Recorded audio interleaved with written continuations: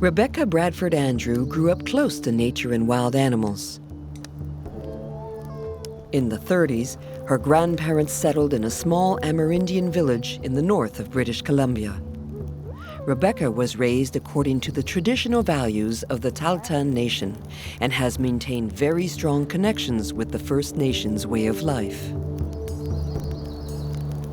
All of the people who taught me basically my ethics and the things that I know, they are all First Nation people, the First Nation community. We work together to make the children strong and to teach what you know and have the good things that you know passed on to your children.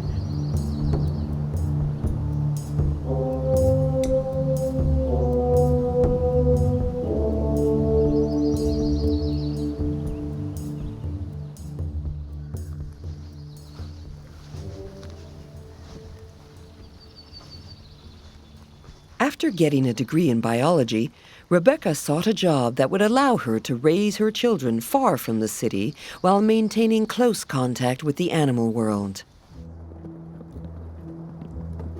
A wildlife sanctuary close to Whitehorse caught her attention, and from her first day, Rebecca became a surrogate mother to 3 baby wapitis.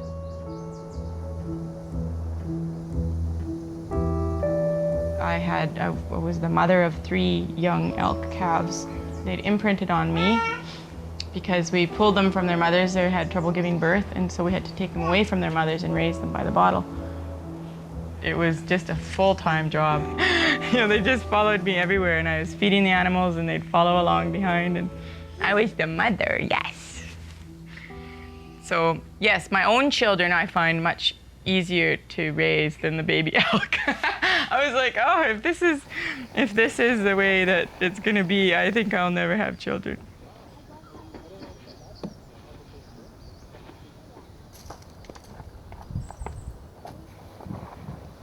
Rebecca is in charge of educational activities in the Yukon Wildlife Preserve. Extending over an area of about 3 square kilometers, the reserve accommodates wildlife in habitats very similar to the natural environment of Yukon. This spot on the preserve has significance in that it's a special place. It's a place where you can actually see all of the different habitats that are on the preserve. More than just a place where all of our northern animals live, it's also the whole place is an educational tool. The mission was to set up a place here in Yukon where we can raise people's awareness of wildlife in terms of the habitat and the environment that the animals survive in, and show how to protect the animals and their environment. Water, shelter, space, food, water, shelter, space. Habitat is where it's at. Just think about Remy Roden coordinates educational programs for the Ministry of the Environment. He helps teachers to assimilate ideas about the wildlife and environment of Yukon into their curriculum. Something that makes the reserve here very unique is the authenticity of the natural habitat. For example, the large cliffs are perfect for mountain sheep. There are also mountain goats, mule deer, and buffalo. And the conditions here are wet, which means you also find moose and wapiti. It's really special to be able to see them close up in their natural habitat. And it's not like cramming them into a zoo.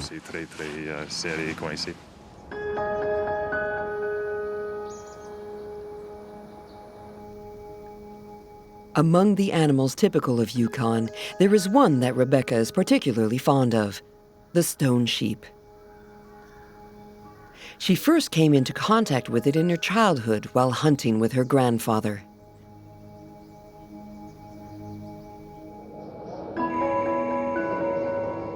As the animal observes them, Rebecca remembers an inexplicable feeling of communicating with the mind of the animal. The mountain creatures they're just very well adapted for life in the north. And the things that my grandfather taught our family to, the qualities that we were taught to admire and to emulate, are qualities that are mimicked in a stone sheep. So, for example, having good eyes, or to be in good shape, or being tough in the bush.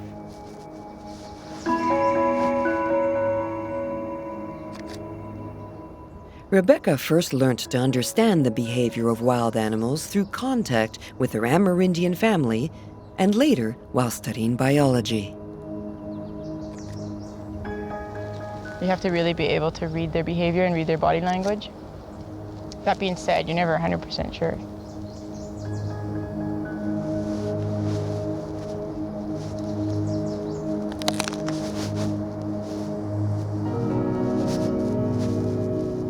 If they're trapped, then they will run at you and try to hit you with their horns. But this guy has enough space that he can move around us. And I don't think, I mean, you never know for sure, that he would make contact, but it's always good to be safe. And if you can make yourself appear a little larger than you are, it's a little safer still.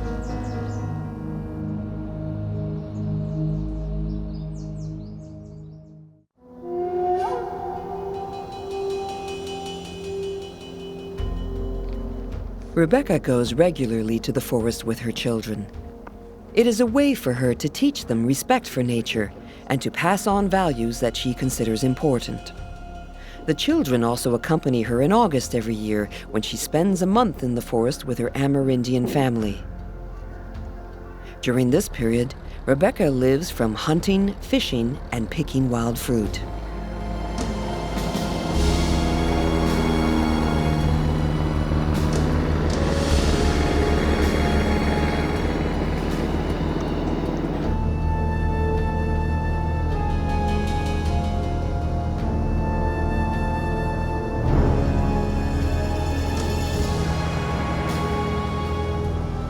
That's another thing that I think is happening in our society, is I think our lifestyles are becoming very sedentary. And kids aren't walking and exerting themselves and hiking and really pushing hard and, you know, hurting a little bit.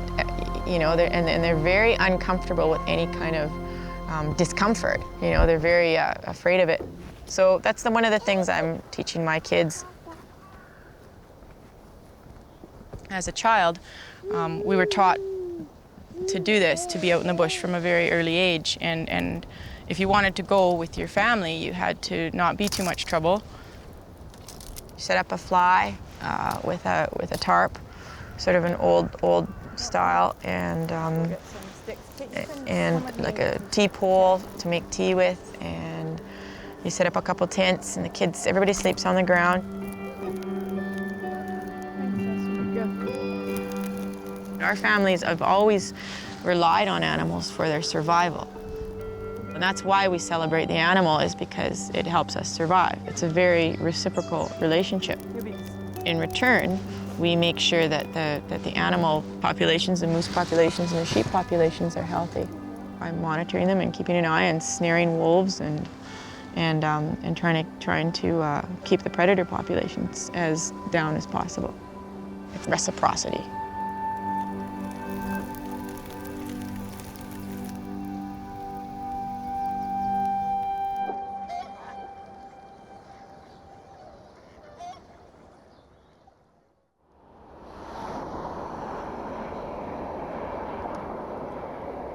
Autumn is coming to a close as the days get shorter and the cold weather gradually settles in. For some mammals, it is the start of the mating season.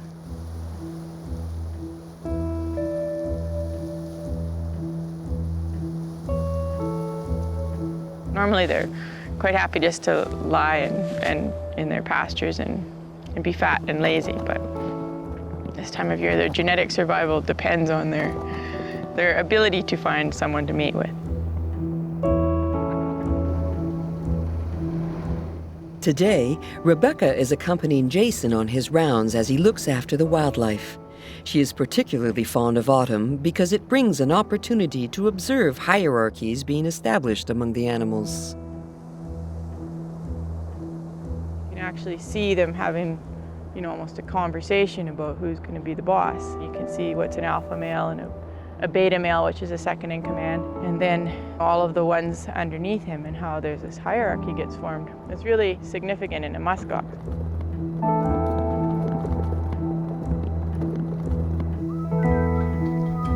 Hey girls, how you guys doing today?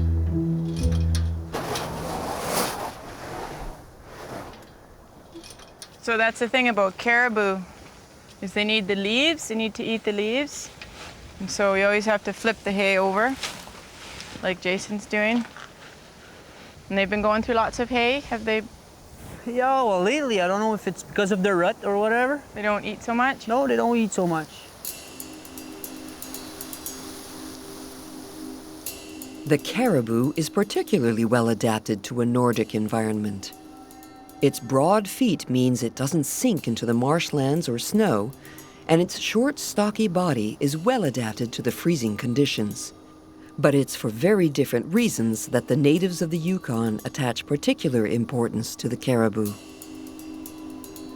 The Aboriginal people in the north believe that the caribou is a very special animal just because it used to be the primary food source before the moose came. The moose have only been in the north in our area for the last couple hundred years, 150 years.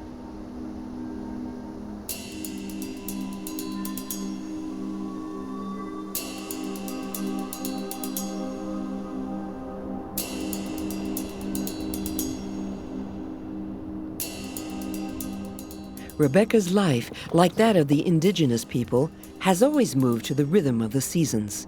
Despite the very short winter days, the animals on the reserve have to be cared for as females prepare to give birth in spring. Rebecca is also involved in a range of wildlife and natural habitat management programs, and she sits on a committee that includes members of the First Nations. In the north, I think in the Yukon in particular, it's one of the few jurisdictions that openly and actively solicits traditional knowledge in their decision making. So for that reason, I just think it's such a very cool place. And some people say we're way behind the times, and some people say we are way ahead for that reason.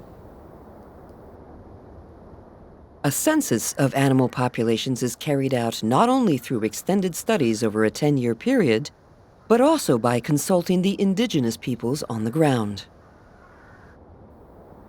In the Yukon, we do that, the 10-year study, but we also go out and we hire people that go and talk to First Nation people.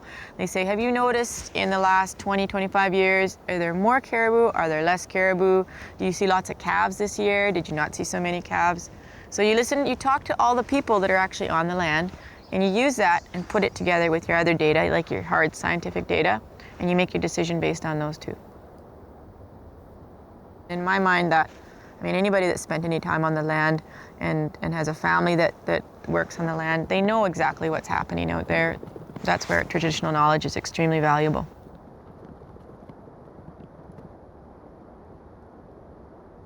Every day on the reserve brings something new and unexpected. There he is.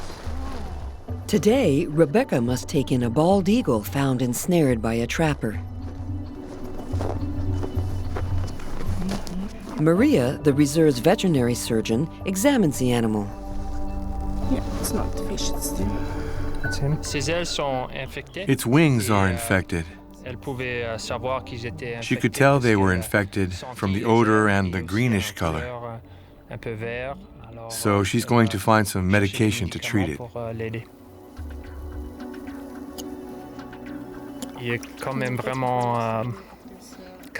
It knows what it's doing. It can still feed itself. So I think there's a good chance it will recover well.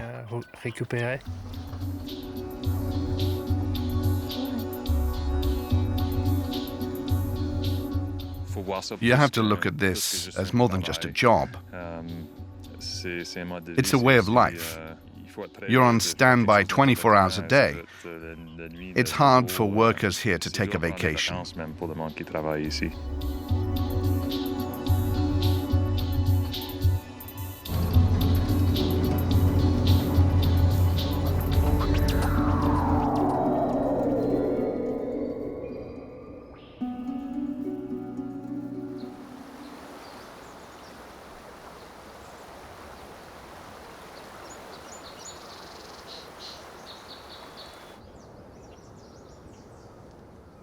The whelping season has just begun, and 12 youngsters have already been born.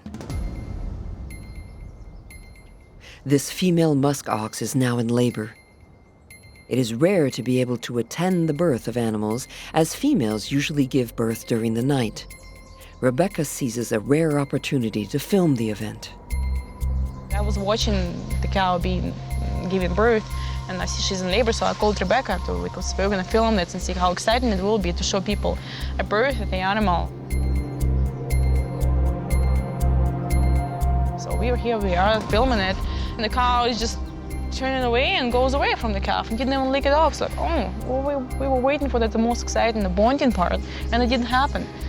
So we were all upset about it, and I kind of watching her being abandoned for. The cool spring weather makes the situation worse. As the mother seems to have abandoned the calf, Maria and Rebecca are concerned for its survival.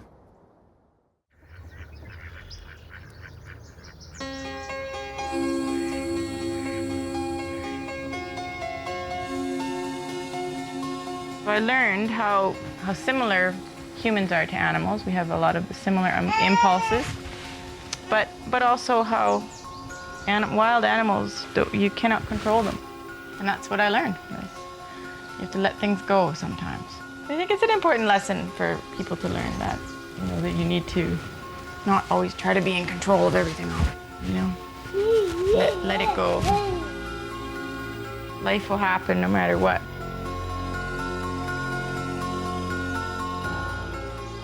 In addition to the musk calf, a baby mountain goat has also been abandoned. No way are Rebecca and Maria about to let them die. There we go. As newborn goats need to be kept warm, Maria has to take the kid in during the night.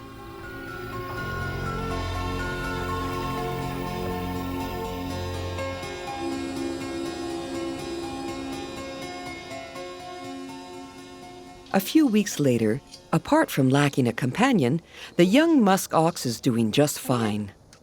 Come on. Come on. Rebecca and Maria decide to put the young goat in the same enclosure as the musk ox.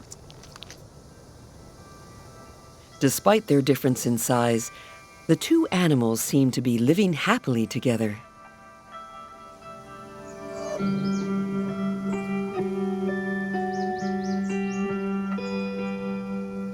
They always are wild animals. So you can walk into a pasture day after day after day for 60 times, and the 61 time you walk in that pasture and the animal comes after you.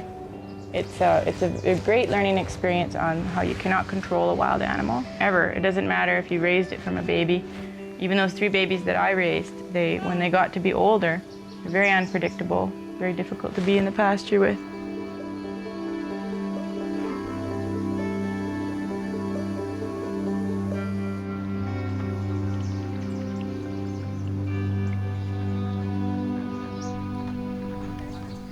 So you should have your partner there with a bucket. Reach out and get your aquatic plant samples and put the samples in the bucket. The coming of spring heralds the return of visiting school children. For Rebecca, these activities are important because they give her an opportunity to pass on her wildlife knowledge to youngsters and to teach them respect for the natural world around them.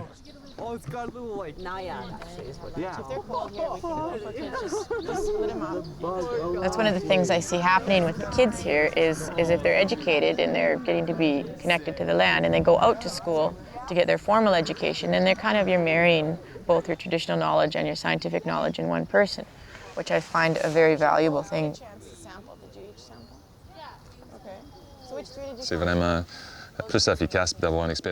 It's much more effective when you have direct experience with objects, trees and wood, as opposed to just looking and listening to someone speak. So the idea is to have them immerse themselves in their environment. Does anybody know what this is? It is the fur from a musk ox, actually. The really super, super soft stuff. It's very fine and very warm. There is no warmer fiber anywhere on Earth. That's musk ox, and this is bison. Among the activities that Rebecca and Remy have developed is a time machine. This activity draws upon the knowledge of First Nations elders to raise awareness of the infinite resources that nature offers. Okay, this is something called yarrow. When we were developing the different stations, we thought it would be really nice to teach students the ways that the old people, that the First Nation people used to survive. So what about a spoon? If you couldn't run to the store and buy a spoon, what's a good thing that you could use to? A stick? You could use a stick. You could use something like this. Chief Joseph was a leader of his First Nations clan, and he always taught his people respect for the land. Every creature has a spirit, every plant a living soul. What a magic way to live a life, and it made his people whole. It's about realizing that we are a part of nature and that we have to act, not just say that it's a good idea to save wildlife. It's about life and changing the way we live a little. Anything we can do to achieve that. I don't think I could ever work in a place where I wasn't doing something for the greater good. Everybody wants to save the world. But this is one of those things, my own personal motivation. I'm an educator and a biologist, and I believe that if you can connect people to the land, to the universe, you just can make people a little more aware of their impact on the earth and on their environment. It just makes the world sort of a better place. For I know that there are limits, and we can't go on and on, consuming and polluting till